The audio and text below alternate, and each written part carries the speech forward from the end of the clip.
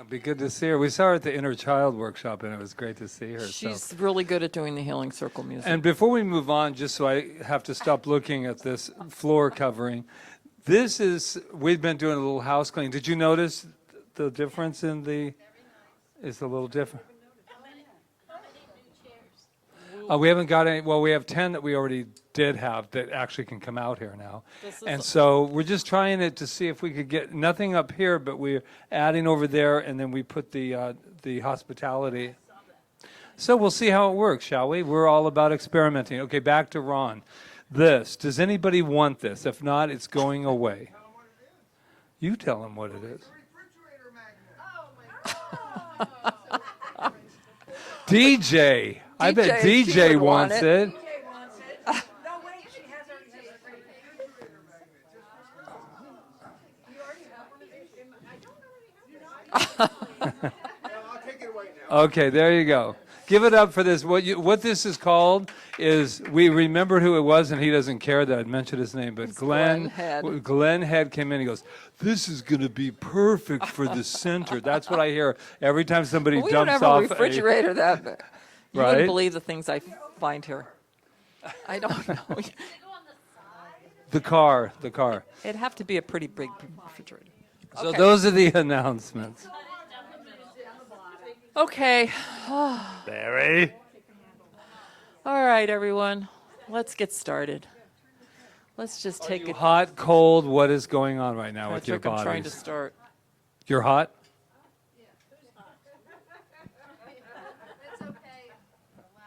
It's okay. You don't want a mob coming after you. Who's hot?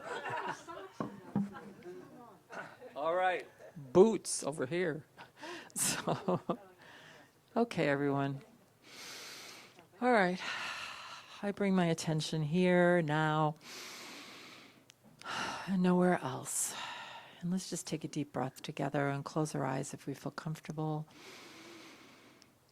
And center in our heart space.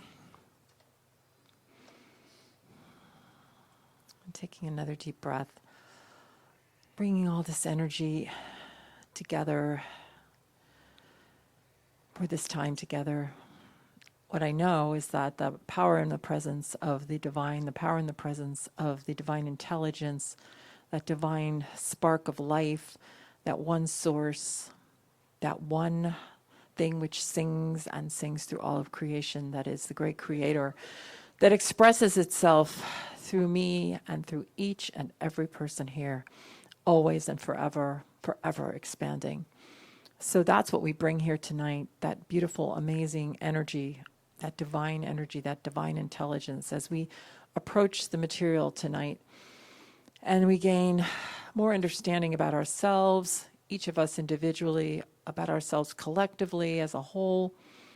And what I know is that anything that needs to be known tonight really is already known, and we're just walking right into it, walking right through it, letting it out, letting it be, just expanding ourselves in the most magnificent way.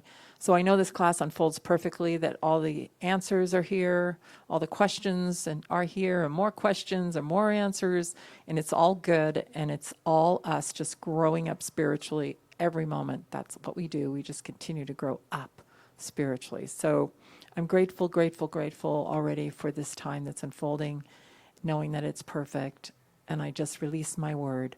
I get out of the way, and I just let it be so as we affirm together, and so it is. Thank you. So the first thing we want to do is talk about what we asked you to do last week. Can you go back there? Because I love that picture. Isn't this great? This is what we're going to be talking about beliefs. tonight a little bit more, is beliefs. Beliefs is kind of a constant thing we do in this philosophy, because the beliefs are behind everything. They're behind everything. We're going to find out more about that tonight. But in the meantime, last week we talked a lot about what God was to us, and names we had for God, what God wasn't to us. And so we asked you to come up with what you feel comfortable calling God, because some people don't feel comfortable with the word God. It brings too many memories, maybe of a God that was judgmental to them, or is the one they grew up with that they just doesn't work for them. that makes them feel it's outside. So did you come up with any names? Yeah, well, let's get the, Let me be the, yeah. In our spiritual mind treatments, we say exclusively loving energy. Exclusively loving energy. Yeah, it has to be something that works for you, because what are you trying to do? You're trying to get feeling up, something that like makes it resonate in you. Okay, everybody's not going to have the same word. Yeah. Well, I always call it spirit and also the animating force. Right, you shared that with us last week. I say great spirit. Great spirit. Okay. I came up with 26 names. But then I highlighted the ones that I like the best. And I think, at least in this moment in time, I am working with infinite presence. Infinite presence. That's great. Anybody else? On this side of the room? Higher power. Higher To my power. Higher power. Stronger.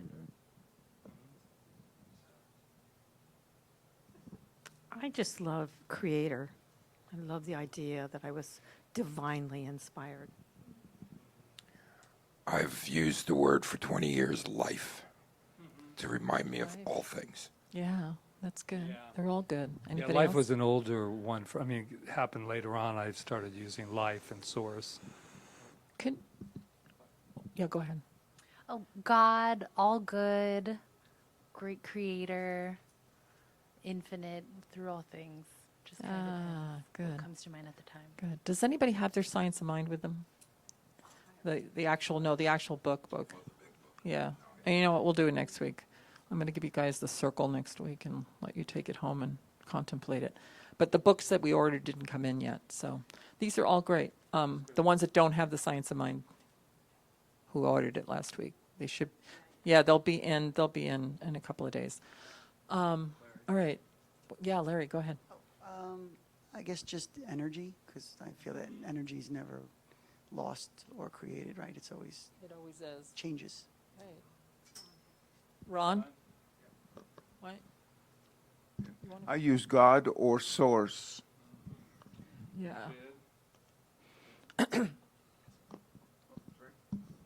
Ultimate source. Ultimate source. Were you raised mostly with God? Yeah. I mean, no? No, you weren't? What were you raised with? I mean, just, huh? They didn't talk about, oh. Came from a good place. She came from Boy, the unknown, that's right? called a blank canvas, and that's nice, man, because you can paint anything you want on that. That's Wow, interesting. everybody else was God? Yeah. Everybody So was too? it's interesting. Yeah. I still use the word God because it works for me, because I don't know, it just works for me. But I also what I realize is, like, when you're praying for other people in public, you have to kind of find more words, and I do that. I find words that are more like maybe embraceable by everyone, because I don't know who's in the audience. But when you're praying by yourself, it has to be the one. I have to just be good with a lot of words. So I Yeah, just mine make is them all right, meld life, together. energy. I like energy because it doesn't put me into anything where I have to think I'm looking at something, because it's a feeling of it. I used life. I found that works when I'm talking to people, when they ask me questions like, what's your religion? I don't have one. What is my belief? And I try to explain it to them. If I use the word God, I found that people's perception of what God is different, and a lot of times it has a negative connotation to some people, and it shuts them down. So when I use the word life, it intrigues them to open them up to hear something different, and that's why I chose that when it works for me, and I found it works when I'm talking with others. Yeah, I think another thing that I think, Rita, when we both started here, it was really, really challenging, because every word that we had, it didn't resonate. So it was like, at first you're like, till finally you have to stand with whoever and we'll talk about it later about, you don't take somebody's God away from them. What's nice is that we just finally had to get to a point where I just had to say, sometimes you're going to hear God, sometimes you're going to hear good, sometimes you're going to hear this, and we just have to translate it, because it's very, as you well know, it's very hard if you're trying to please a lot of people and the names that don't resonate in their background stuff. Yeah, so, okay, good. Did you pick qualities of God that you wanted to embrace at a greater level in your life and treat for them? And what were some of those qualities? Embraceable. Quality of God, qualities of God. Like we said, God was love, God was harmony, God was balance, God was, oh, well, it's fine. Can I do it, Patrick, and do a double? The quality of God was non-judgmental for me this week, and God doesn't take judgment on anything, and that's what I want to be too. I bet we could all have a little of that. Over I picked love because when I looked at what is love, and the first labyrinth walk I did, when I picked up all the cards of who I am, love is all those things. So by picking love, I encompassed all of life and what life is. So that's why I focused on that one, to be all of those things: the humble, the compassionate, the forgiving, the joyful, gratitude. I mean, the list goes on.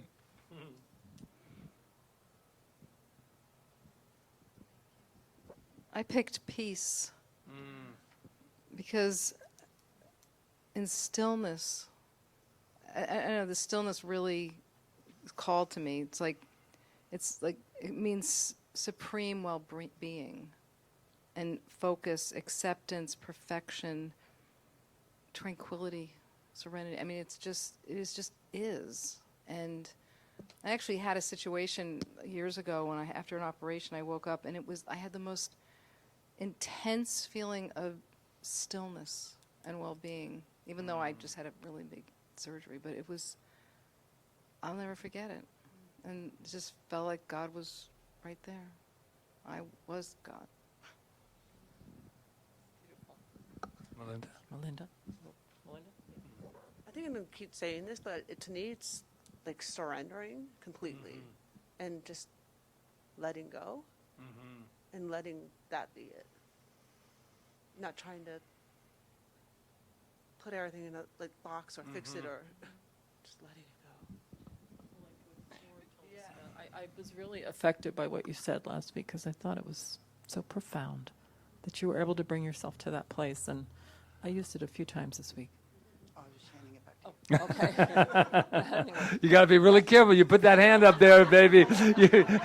If you yawn or raise that way, it's Yeah, my word for the year is healing. So I think that's very appropriate for me, and that's a quality that I'm going to be working on this year.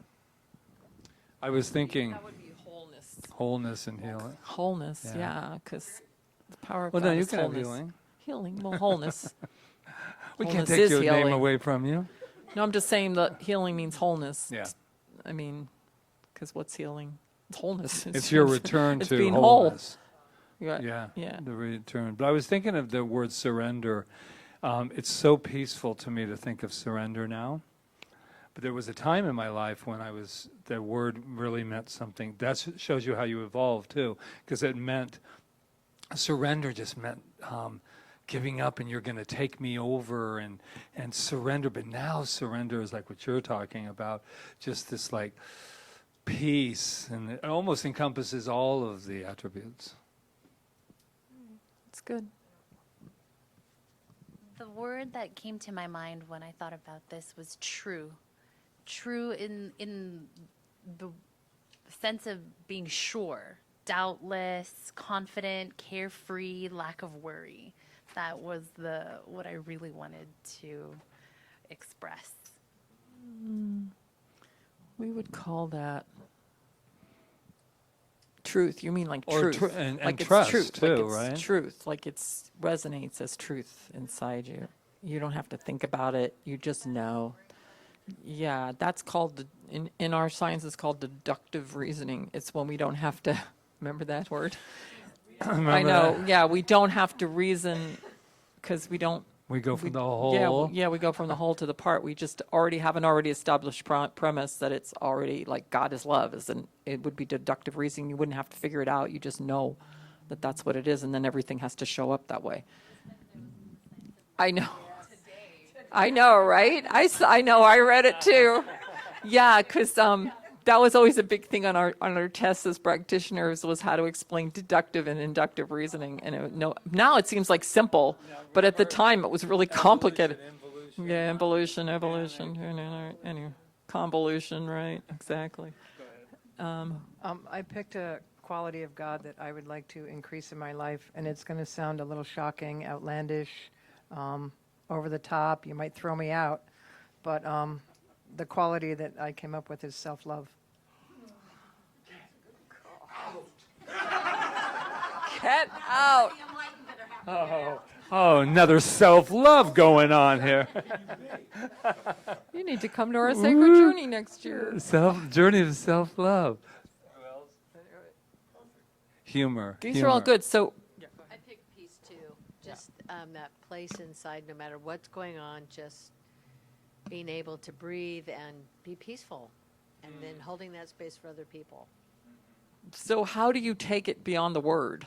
Like beyond the, how do you, what is your practice? Like, how do you take it beyond just saying, I want to be peace, or I want to be self-love, or I want more self-love, or whatever?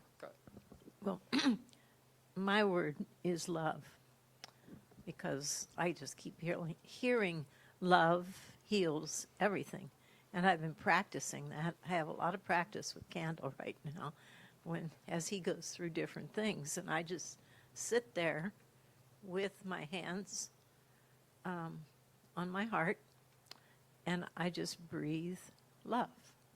And I just pull up love, or pull in love, or call for love, or am love. And I know it, and the more that I do, the more he responds. And he even comes up and puts his hand on the back of my heart, and he says, yeah, you're a hot oven. He said, you got so much love going through you. And so it works. And I see the difference. And so as long as something works, I continue to use it. Yeah, I think so I don't forget about this attitude. It made me think of, like, Brene Brown talks about the attitude of gratitude, and I like her metaphor. She talks about attitude of gratitude. Everybody goes, I got an attitude of gratitude, but anything that we have as a attribute, we have to practice, or you just have an attitude about it. And she uses the one about the attitude that she says, I wear yoga pants constantly. I have a yoga mat. I listen to yoga music. I've never done yoga ever in my entire life, but I have an attitude of yoga. And I thought that too. It's like, and so she's talking about gratitude, the wholehearted, not only have the attitude, but they work daily on practicing more ways to be grateful, or yoga. I just thought that was kind of on the same line of what we're doing. DJ? Well, what really helps me is when I'm starting to get into a place where I can feel it's not the direction I want to go, I just sing out, I'm so grateful. And then, I sing a little song, and I start singing about all the things I'm grateful for, and so I just really commit to turning it around and focusing on the gratitude. Well, the way I access peace is to really connect to nature. Like in the morning, I do a check-in. And so I always say I perceive the power and presence of God in the universe. And then I just listen. It's kind of like a Joe Dispenza thing where I get out of myself and I get really big and I listen to everything that's the birds and the wind and everything in nature, my dogs, because they're part of that. There's everything. It's all, I can hear life and feel life, and it just makes me extremely peaceful. And then when things get really bad, I just pull up a dog and hug them. Dogs, pets will do that for us. So I'll definitely breathe, work on my breathing, and meditate. So that's how I have to really go in. Do you do guided meditations, mantras? Do you do, If I'm Just- spinning out of control, I'll work on my breath and just listen to my breath. So, and then sometimes I'll go to my toes, to my ankles, like just go up, and that way my mind's not thinking about something else, because I can't do two things. I'm getting my mind off. these are all great. What happens if I didn't come after it? Okay, that's all good. The most important thing is to keep the practice up, because especially in the situation we're in right now in the world and all the things that we have to deal with on a daily basis, just because everybody doesn't think the way we do, and everybody, as we well know, and there's challenges, and I just think that our spiritual practice is the most important thing we can do, and to understand that we have the power of our minds to change our reality, change our destiny, we don't have to get, fall into the trap of the race consciousness, and I feel like we're really being asked to do that right now, big time. Yeah. I think all this is good practice. Oh.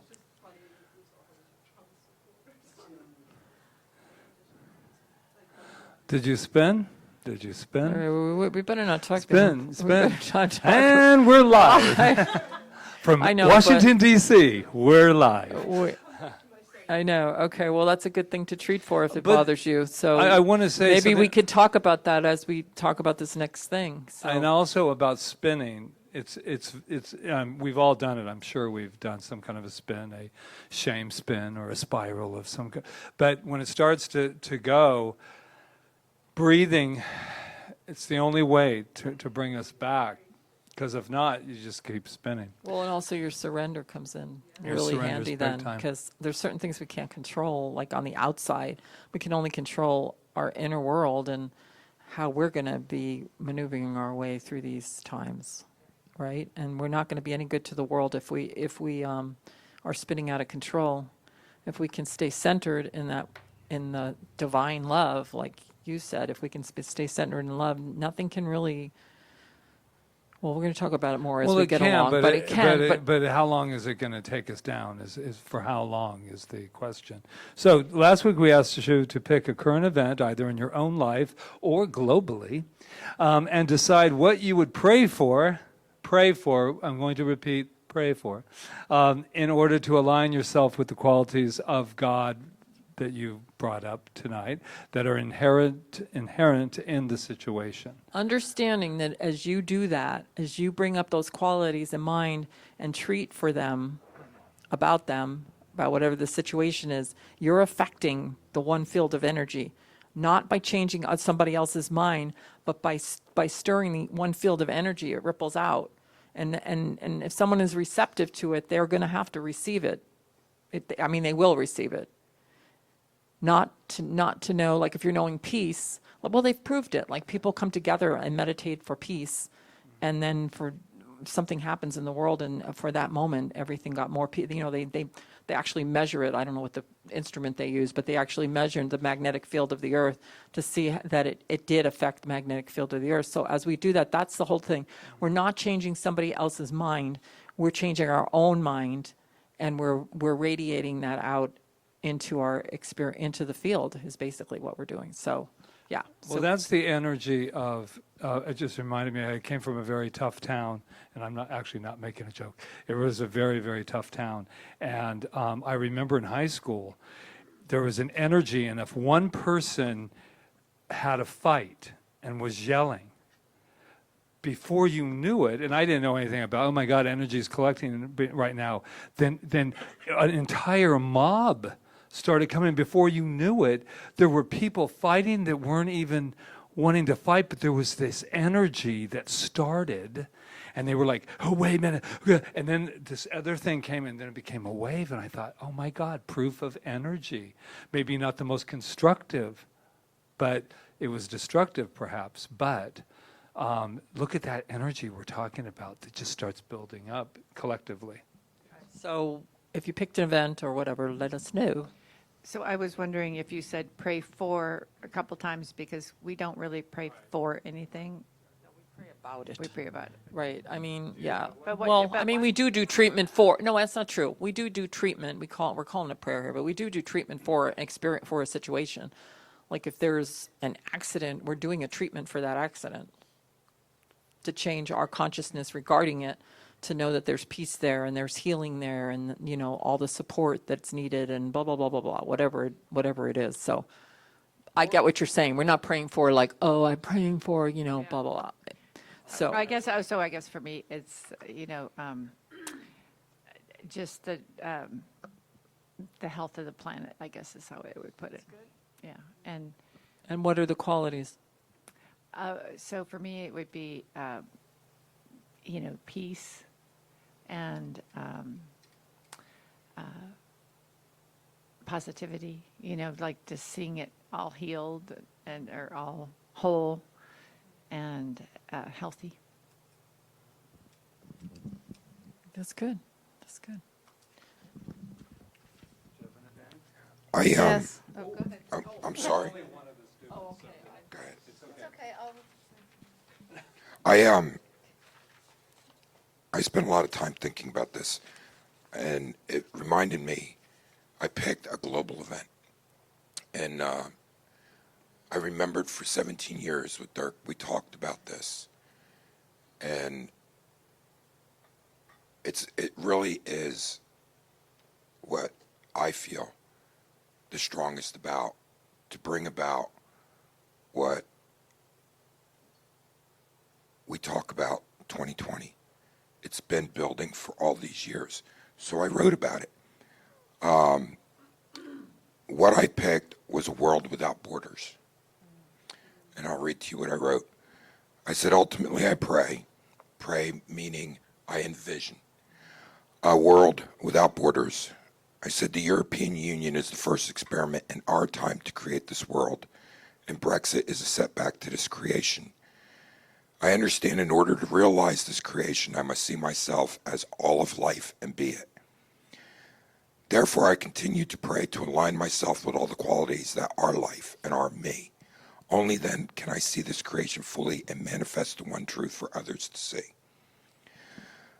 Labels are the basis of all discrimination and man's separation from one another from life.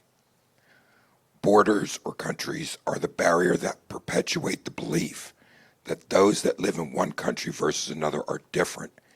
And to maintain our identity, we must have borders to protect our way of life, culture, and beliefs.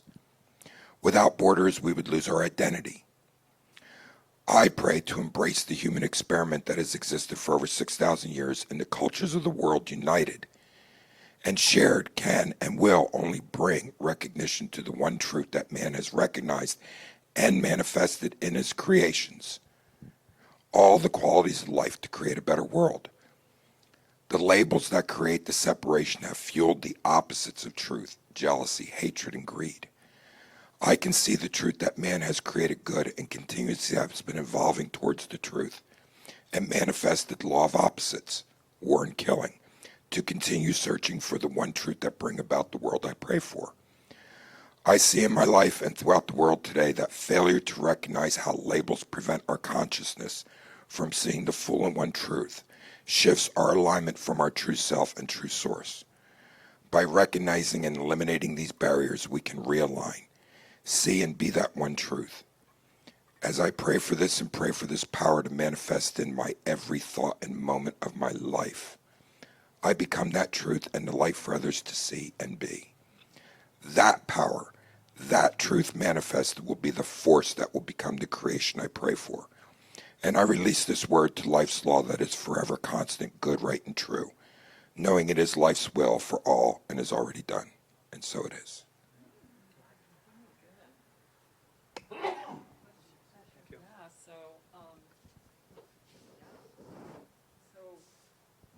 I like the last part especially because you said you brought it back to yourself. Because where do I have borders? Where are I putting up borders in my life? And can I release all the borders that I've put up? Because it has to start with the one individual. Yeah, that's great. That's great. Yes. Okay, so mine's very personal. And I feel very vulnerable talking about it, but what the hell? You don't have to. But you're No, safe. it's good. It's good. I know. So I've had a lot of expenses lately, and my dogs have been mostly a source of these huge expenses. And it throws me into this, thing like, oh my God, I'm not going to have enough money and everything. And I realized, okay, so what is behind this? Obviously, I'm not looking at something. So I realized that I took a moment and I went inside and I realized, oh, for the first time in my adult life, I am not getting money from a job.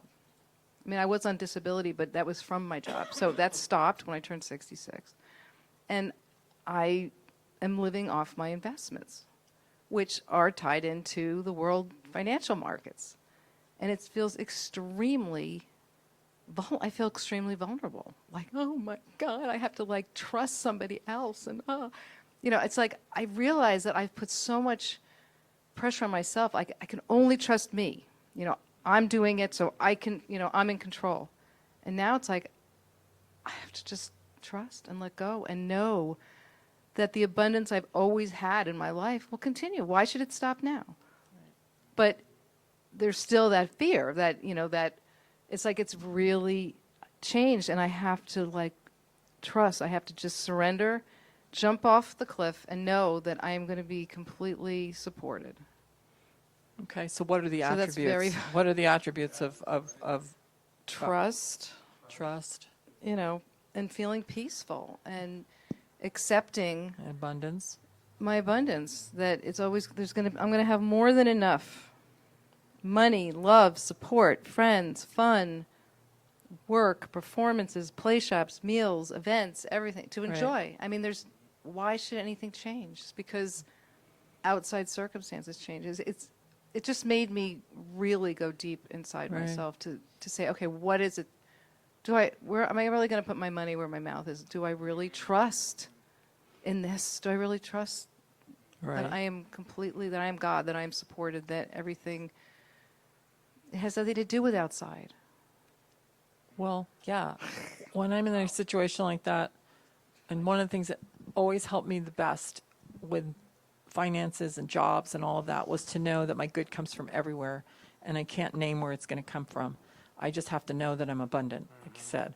And I have to open up because, like, it sounds like when you were getting your good from one place, like you trusted that place, and now that place is gone. So now it's just like, my good can come from anywhere. My good can come from anyone, from anywhere. God is the source and substance of my supply, which means God shows up in many ways, which is one of the quotes for tonight. Yeah, I know. Right. That you had to work for it. So that's a belief that if I didn't work for it, that it's not going to be there. Yeah. One thing I do want to say about that is very courageous for all of us to take that kind of time. And I mean, when you were talking, I thought, how many people, as Ernest Holmes would call it, ignorant, but doesn't mean stupid. It just means not knowing of any of the truth, that you can actually have the skill, have the tool to stop yourself for a moment and leave the reaction that most people, people have. They would just spin off. I mean, look what happened during the Depression. Some people became millionaires, and other people jumped out of buildings. So, we have that choice of how we're going to receive it. And I think that, as we call it, or Rita likes to coin it, being prayed up. And that's what being prayed up is. That doesn't mean that you got some special investment in this thing outside of yourself. It means that you're so prayed up that when the fear enters into our lives, for whatever it is, that you can breathe into it and breathe from it and say, you know what, I'm going to look at this differently. It doesn't mean that you won't wake up again tomorrow at some point and go, holy crap, look what's happening to and then you go, wait a minute, before you do that, breathe, surrender. It's about letting go of that fear, because the fear is what's going to attract the negative things. So Right. it's just say, I don't need the fear. I mean, because Right. everything's fine, and it always will be. It always has been, it always will be. It's Right. fine. And it's living in the future that you want, like Joe Dispenza says, living in the future that you envision for yourself. Creative, expressive, infinite abundance, all of that stuff. Like you said, you said it. And then actually working yourself to feeling that every day. Yeah, breathe, right? Yeah. So we have a friend that's going through something big that we can't fix, but when we found out, I instantly wanted to call up, like, I know news people, I know someone that knows Hillary Clinton will get involved, like I wanted to fix it. And he's like, we can't fix it. And I'm just going like, what can I do? What can I do? And then I said, we can pray and send out good energy because this has to be okay. Like, I'm like, was going to go down to DC and start knocking on doors. It's ridiculous. Like, my mind starts going. But we just then calmed down and put our energy together and just started praying. Like, this. And what were the attributes you wanted to know that you wanted to project into that situation? What did you want to know for the situation? I don't know if I can say. Well, if there was confusion, you would want peace. If there was, Yeah. some sort of lack, you would want to know abundance. If there was some sort of judgment or hatred, you would want to know love. If there was I just, yeah. We threat, you would be safety. Yeah, safety. Definitely that would be it, safety. So that's what we don't know if we were praying on that. We're just praying that it would be okay. Yeah, the highest It's- outcome. Yeah. Divine. We use the term divine right action is in place, like it has to be the highest outcome, and then actually let it go to the highest outcome and know that you're safe, Yeah. that you're divinely guarded and guided and protected all the time, and you know exactly what to do. Because it's not just about sitting there. There might be something you're supposed to do, but you wouldn't be acting from that place of desperation. You would be acting from a place of calm and from peace, and you would actually hear what maybe Yeah. there was for you to do. Or maybe, like you said, it was just to sit calmly in inaction, Yeah. 'Cause there was right? That can nothing- be very active too, to be inactive. Yeah, he's like, no matter Say- what, we don't have control. So we Yeah. have to surrender and send out good energy to it. And when just think of it on a term, if I walked up to you and I said, and forget the books, forget all the stuff, and I came up and I said, I'm completely out of control right now. I am worried to the point of being sick, and I'm scared, and I'm feeling very threatened right now. You would not necessarily, and if you did, that's fine too, but you wouldn't go, I know what you mean, Patrick. Wow, you've got every reason to be threatened, man. It's not safe out there. Have you even turned on the news? Patrick, no. You would probably go, wait, come on, Patrick. I understand. I understand that this must be really frightening for you, and you must feel really threatened. What do you need? What do you need? What do you need right now? What do you need? Do you feel the vibration? I can feel the frequency just vibrating at this really interesting pace that takes. And then you go, and you've been with it, your friends, we've all done it. And then you calm down, you go, yeah, but what happens if I can't pay the, then you're going to say, I know what you mean. I've been there. Let's just sit with this for a minute, Patrick. Come on. Let's just sit with it for a minute till we can feel God again, or feel peace again, or feel love again. That's where I believe we're all heading, because if we go in and we jump in, I was having a little tiny little political moment, and it was tiny, and I told this person, oh, we need to stop, and we both agreed. We need to stop because I was starting to feel sick to my stomach, literally sick in my body, and I went, oh, I need to step away from this because I'm not willing to get sick. And if that means I got to step aside for a moment and not think at all about any of it, but just think about love again. And I'm sorry if the world's going to go spin off of its axle if I do that, because that's what we feel like. well, I don't have time for this. I've got to worry myself through this, get ourselves worried enough and get it done. But if you said, you know what, it's going to have to spin off because guess what? I can't make myself sick. And you can feel it. It's a burn. For me, it's a burning kind of like something poisonous is in my body when I take it to that. So anyone else have a lovely event? Yeah, so I think that's one of our things. We can take that kind of time, Melissa, and to do that. And So a little, I don't want to say superficial, but not as serious. I just so happened to be doing this work at the beach when Aria came up to me and told me that she had lost one of her earrings. And this wouldn't be so bad if it were not that these were quarter carat diamond earrings that my mom bought for her first Christmas. So they're very expensive.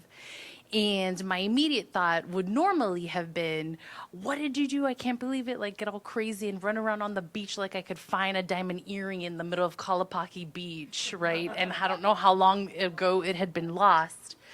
But I'm thinking to myself immediately, I tried to channel the feeling of what it would be like if I had found it. Like, what would it be like to have found it? And then the God qualities of being whole and being complete and having all of the things I need and being all right, because I know that everything is going to be okay. Like, I'm not going to let this earring ruin our day. It was a beautiful day that we had. I had just done a majority of the readings, and it was so interesting that a wrench like that would be thrown into this amazing week that I had. But it was a perfect example of how to maintain that peace and serenity and calmness and wholeness and non-judgmental, because normally I'd be really upset with myself that I didn't put something to prevent this. I wasn't tracking. Why did I let her wear those things? It's just, it is life, and life will go on, and it will be great.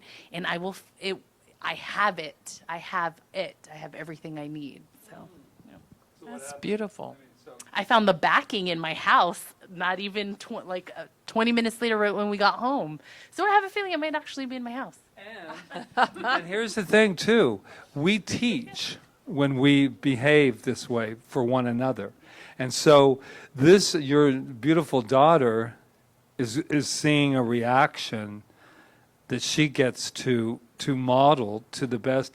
I mean, we're all going to make our mistakes in the world of parenting, but I'm saying that this is a perfect, because I'm sure she was thinking, oh boy, things aren't going to look too good on the beach today. Yeah. Right. Wow, that's a perfect example. It is. Wow. Anyone else? Yeah. Everybody good? Oh.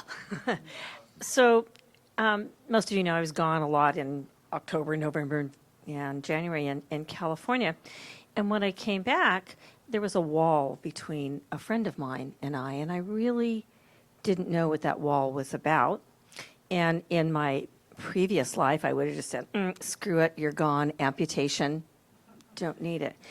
But now that I'm enlightened. Thank you for that graphic. Yeah, so what I had to do is, I love the revolutionary agreements that Marian Head wrote, and one of them was to look within when I react. So I had to look within, what is my part in this wall? And I had to go, there's some jealousy. I'm jealous of this beautiful, sensuous, young woman. And I had to look at that was something that needed to come up. And I had some judgments that she was making choices that I didn't agree with. And I had to look and say, well, she has the freedom to do that. And so what did I want? I want love. I want peace. I want, and so I started praying along that line after I looked and had to deal with what it was mirroring and revealing within me. Next thing I know, she's texting me, hey, I'm having some event. You want to come? And I went, thank you, Spirit, because you heard and saw that I needed to look inside. And hopefully That's all perfect, because you found the wall, and you took the wall down, and then the wall wasn't there. Oh, that's beautiful. Wow. I love it. Wow. It's beautiful. Okay, so today's discussion focuses on the two elements of effective prayer, creative law and our beliefs. So tonight's going to be a lot about creative law, what that is, and how our beliefs affect it. We'll review what creative law is, what it does, and how it works. We'll learn how to use creative law every moment of the day, both consciously and unconsciously. And we'll discuss how to use law in a way that is for us, not against us.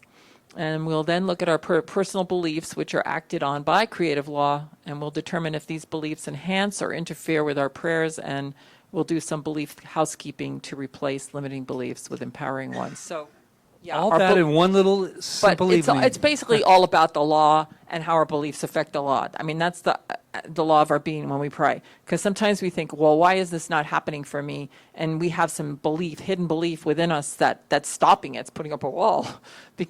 Sometimes we don't even know that belief is there if we don't like dig in and find out what it is. So, and some of you have expressed that already.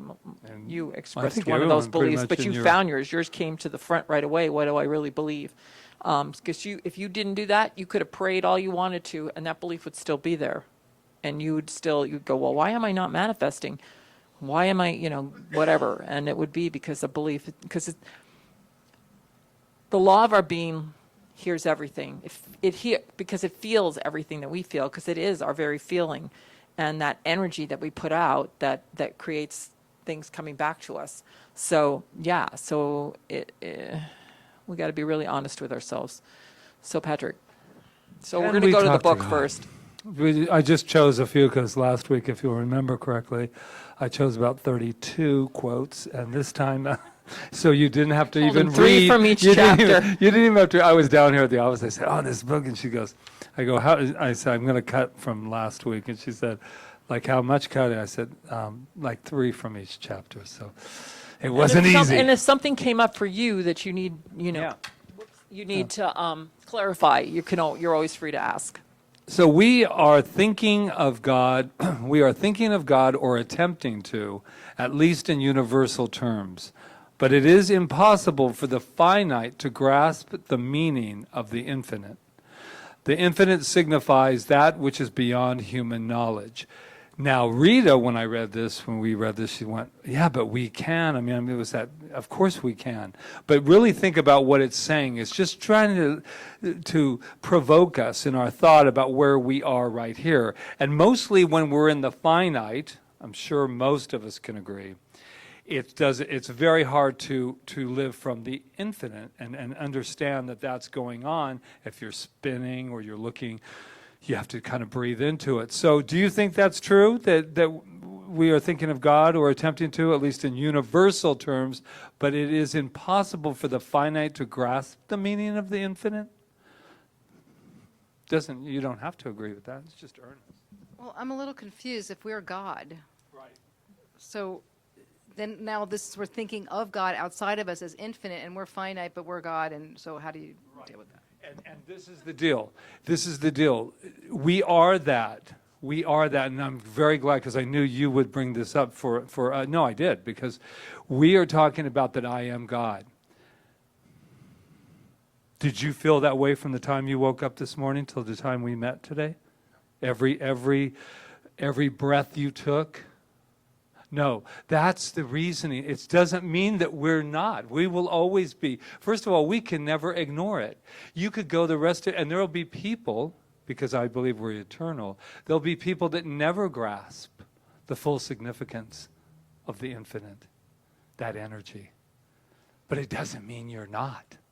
That's the whole thing. Just because you go, oh, I'm not a really good manifester, doesn't mean that you don't have the power to manifest anything that you choose to have. So this is just to provoke us enough to continue to do what you're doing when you wake up in the morning and you're starting to go, wow, I'm depending on something different now.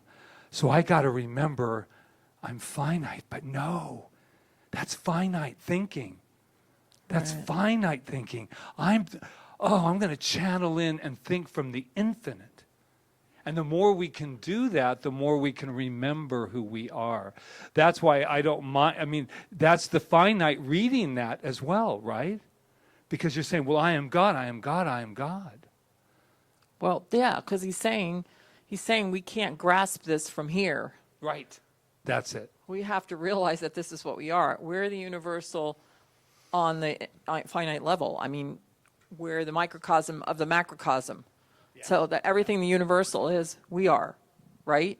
So if we're trying to grasp it from here, we would never be able to grasp it. We have to become it. I mean, or allow it to expand inside of us. Yes, somebody was going to say something, Sue. On page 7, how I read that is the way I read this particular sentence.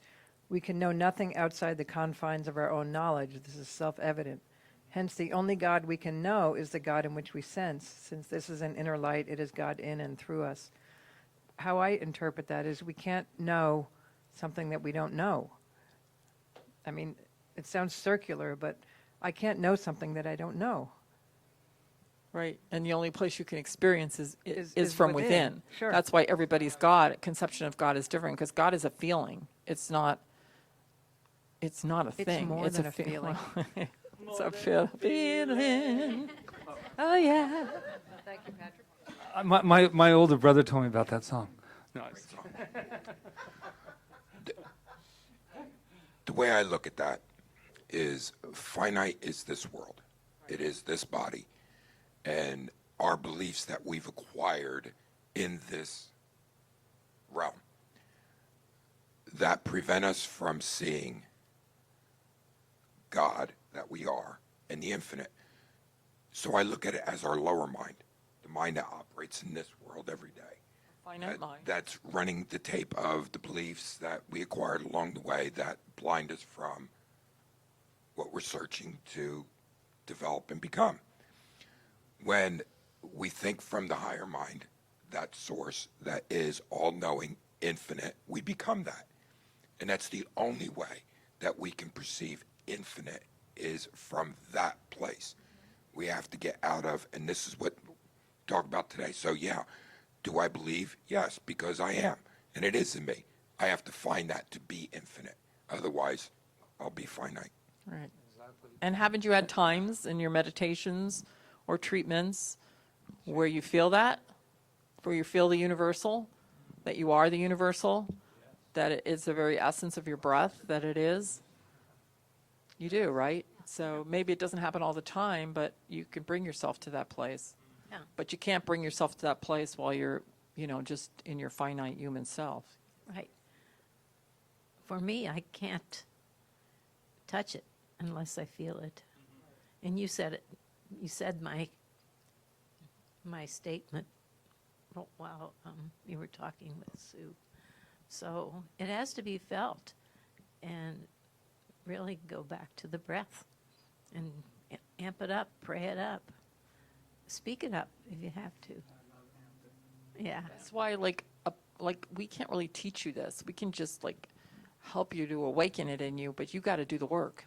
We're just here to say, wow, this is a great idea. What do you think? And are you willing to work on this? And is it something that means something to you? Is it something that will help you? Will it assist you in your life? So it is. It's a personal thing. It's a personal journey. It's a personal feeling, and God is different to each of us.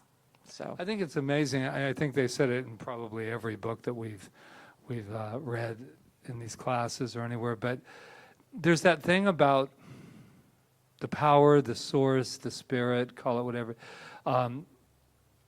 left us alone to discover ourselves.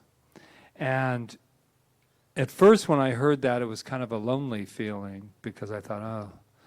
But there's this other part of me that realizes, isn't it interesting that we are all of this power? And I think the only time, at least for me, that I can find it is when I relax in and from it. I mean, really relax and surrender and do what everybody's been talking about tonight, that breathing, because I thought how interesting, and I've always said that with kids, when I've taught them, they go, how come we never saw God? And doesn't it make sense why we've never seen, nobody has ever been able to say, that's God, because that's who we are. And I always tell the little ones, I said, where God's been hiding. And you can't find him, can you? And the kids are like, I haven't seen it, but I'm looking. I said, well, it's all right where you're seeing it, but what if God was here? And then they're running and telling their parents, found God. While you were out there all in church looking for him, we found him. He's inside. He's inside. She's inside. It's inside. Can we talk to God? Chapter love 1. this. We must be careful, this is good, in transition from the old to the new, not to knock props from under us, which perhaps we still need, not to rob people of their God unless we can give them a better one, for that is the most destructive thing in the world. We must all interpret God through our own perception of the divine being. So to me, this just means whatever we need now in order to express our life, we don't want to take it away from ourselves when we're not ready to take it away. It's like saying, oh, I'm never going to go to another doctor again because I believe in perfect healing, but you don't really believe it. I'm not saying you don't really believe it. I'm just saying I don't really totally necessarily really believe that, so I better go to a doctor. But sometimes people will say things like, oh, in the science of mind, we don't believe in that, or we think, let go of that crystal or whatever. No, don't let go. Don't let go of that crystal. Don't let go. You of were that all crystal. waiting for it, weren't I know, you? I did. You were waiting I for know. that. Don't let go of that crystal if you need it and it's helping you, because it's done unto you as you believe. So you don't knock props away just because we're saying, or this teaching is saying that God is everything and you're God and you have all the power. If you need the props, that's what to go to somebody like a Christian Catholic person and tell them, you know what, that outside God are believing, that's that's a bunch of bunk, no, blah, blah, blah. People will do things like that. And you can't give somebody a better God than the one they have, because like you said, it's your perception of God that is God.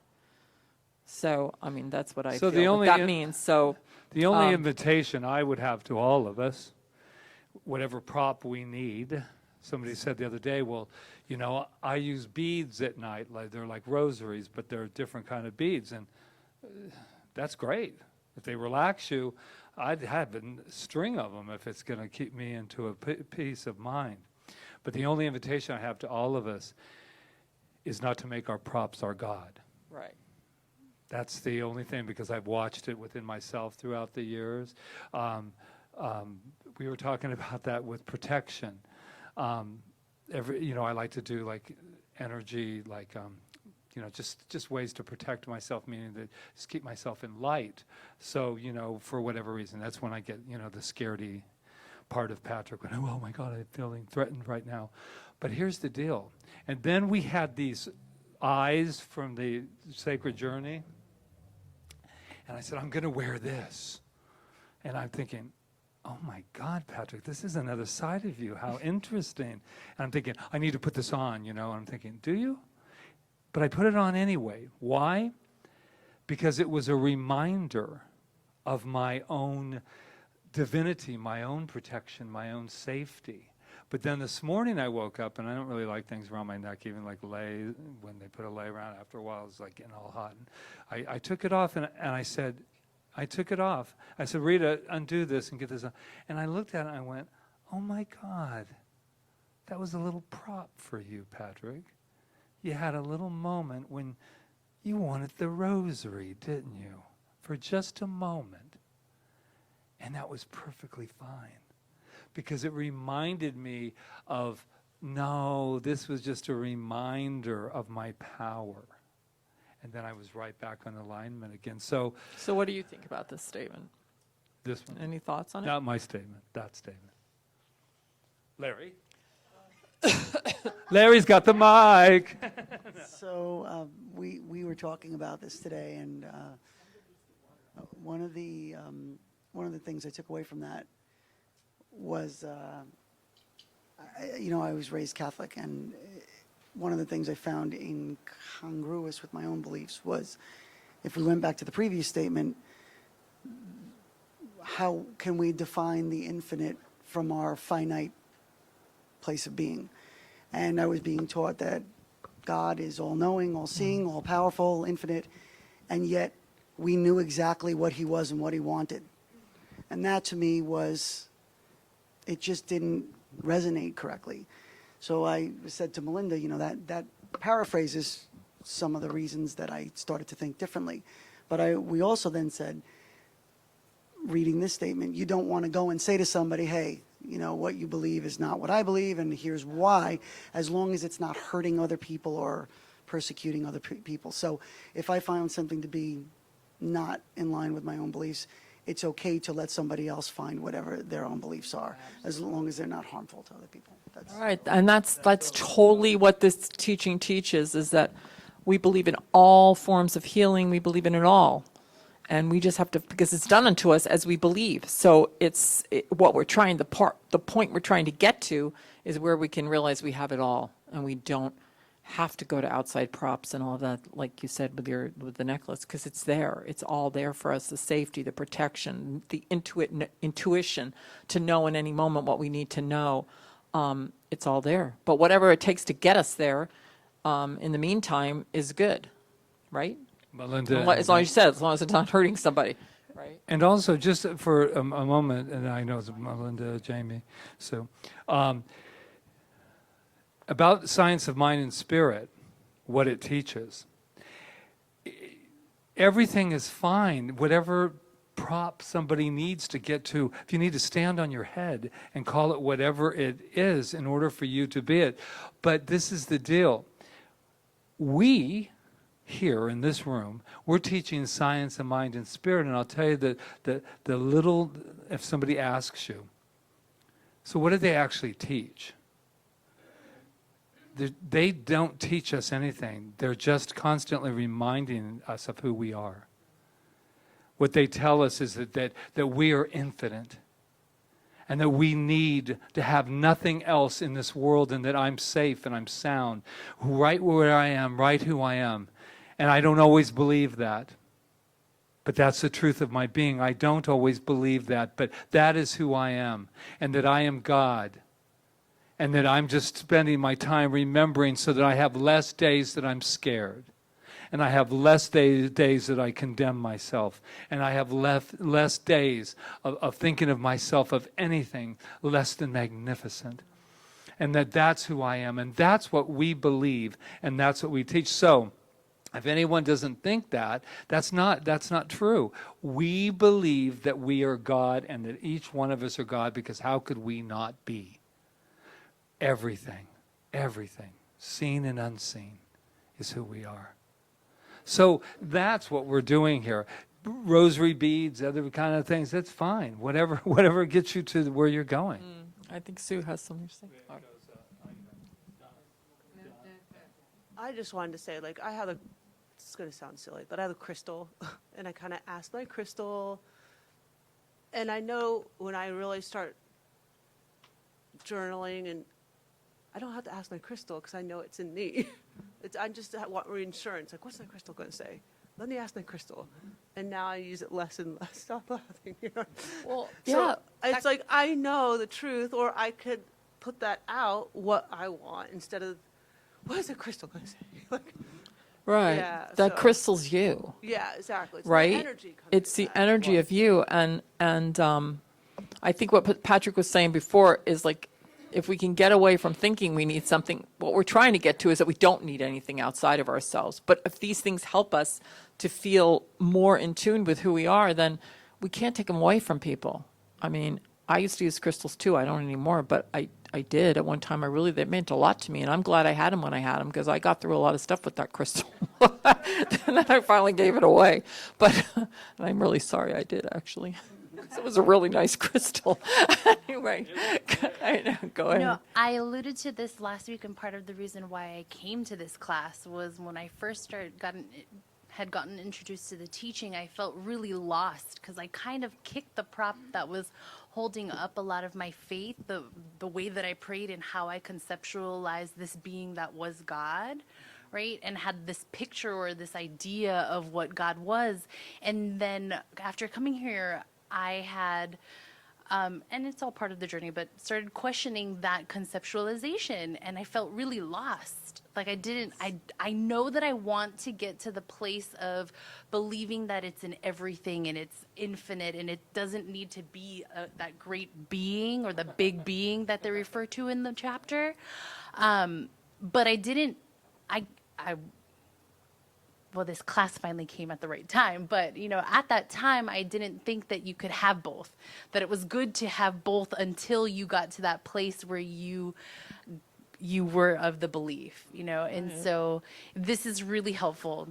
Yeah, and it's like you're crossing a bridge. And Yeah. some people might never cross that bridge. They might be just happy being back here, and that's okay. Like a lot of people are. Obviously, most of the world religions believe in something outside of themselves, right? So there's nothing wrong with that. I mean, it's like you said, as long as you're not hurting another person.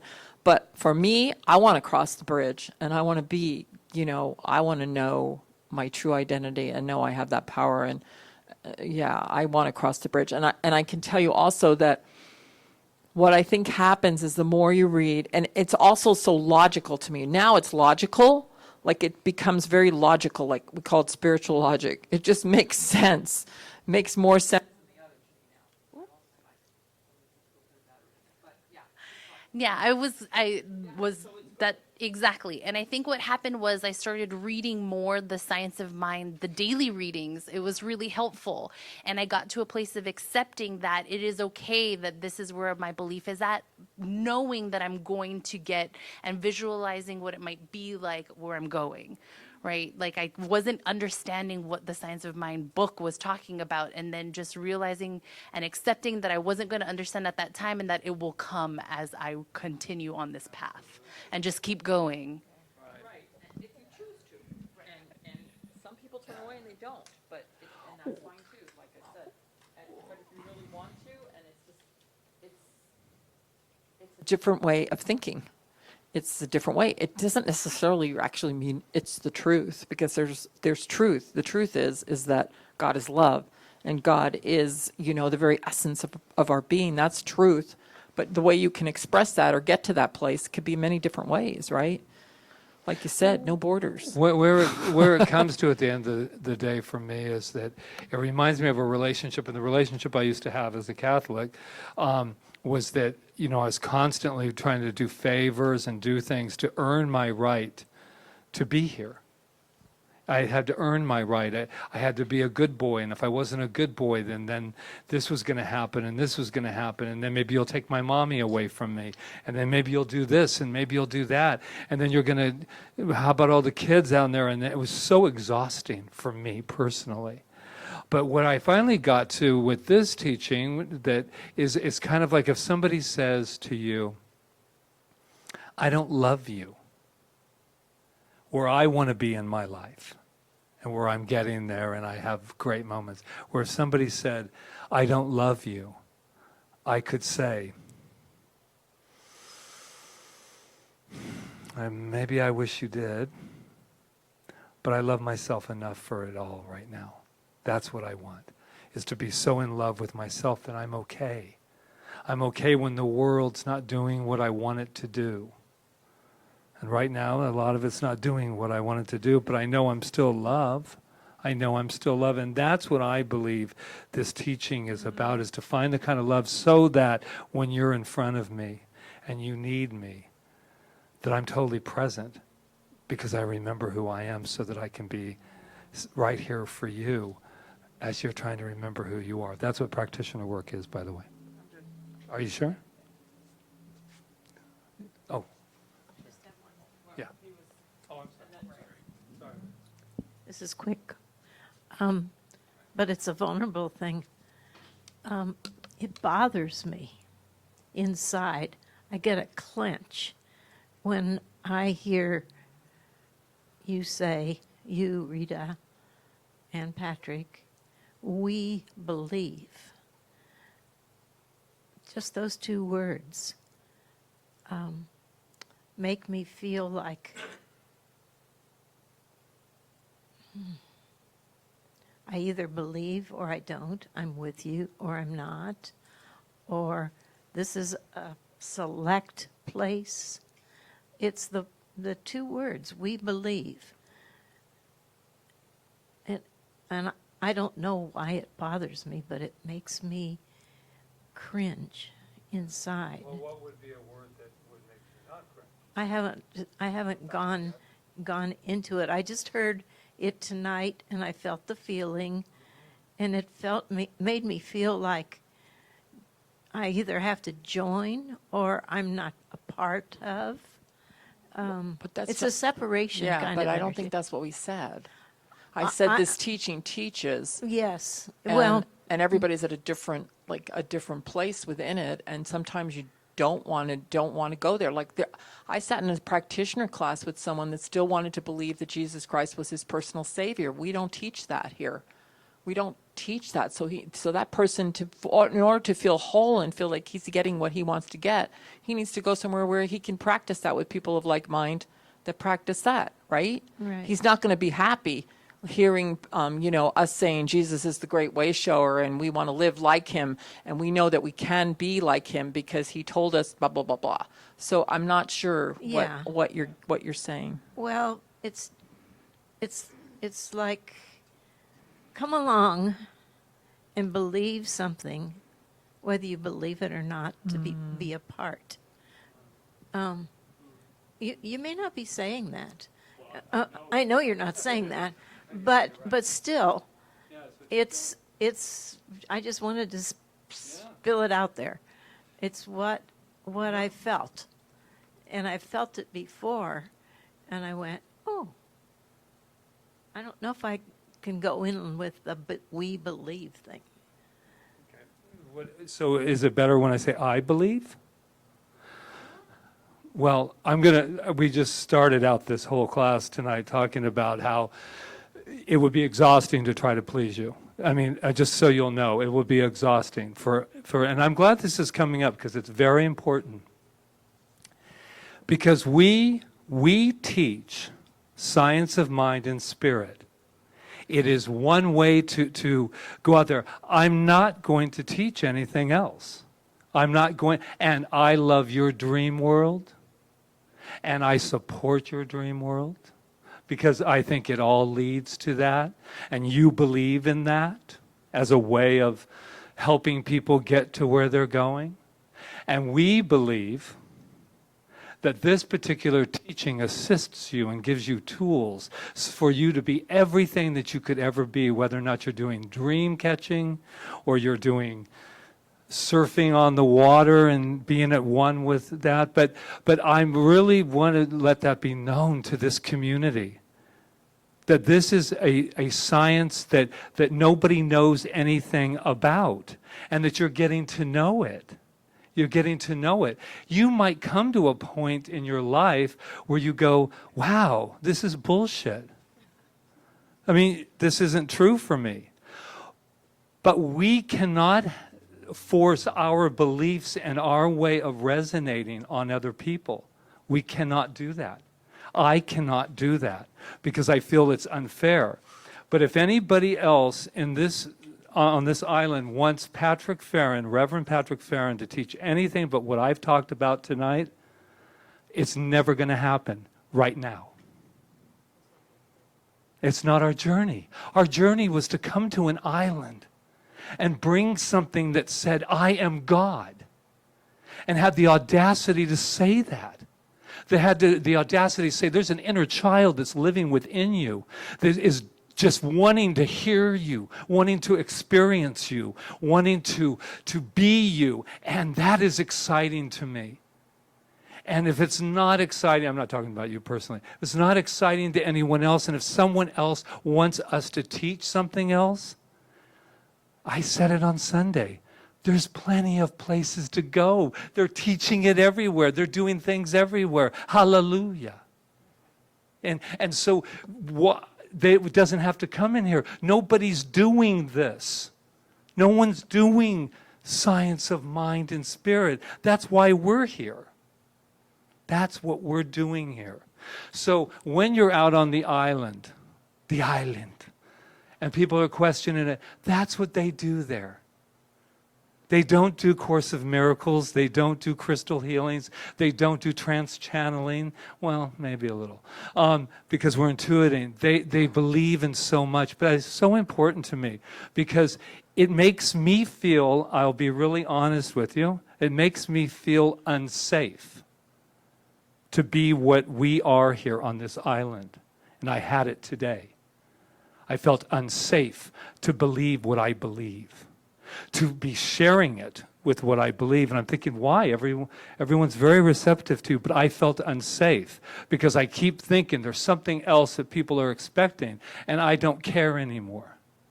Because I'm bringing something, we're bringing something that I believe is the best kept secret. That you have been this power all along. So anyway, I didn't mean to get off I into just want to this say world. how simple it is, because we're not like teaching dogma or anything. All we're saying is that there's one power for good in the universe, and we can use it. And we use it through our own minds and our own hearts and our own, but what we put out into the universe comes back to us. That's the only thing we teach, that we are powerful, that our minds are powerful. We are teaching the same. It's like not rocket science, but it can be proven. So it's not like we're saying, don't do this, don't do that, don't do this, just da, da, da, da. No, do whatever you want. But whatever you're going to do, whatever you put out in the universe is going to come back to you. And so you better put it out with love, and you better be, creative and beautiful and be doing the things that are you're passionate about and giving to other people and all of that. Then it's going to come back to you. That's the only thing we teach. And we can know that because the power resides within us. And that's all we teach. Two things. We're spiritual beings living in a spiritual universe governed by our use of the law of cause and effect. Our use of it, not by the law, by our use of it.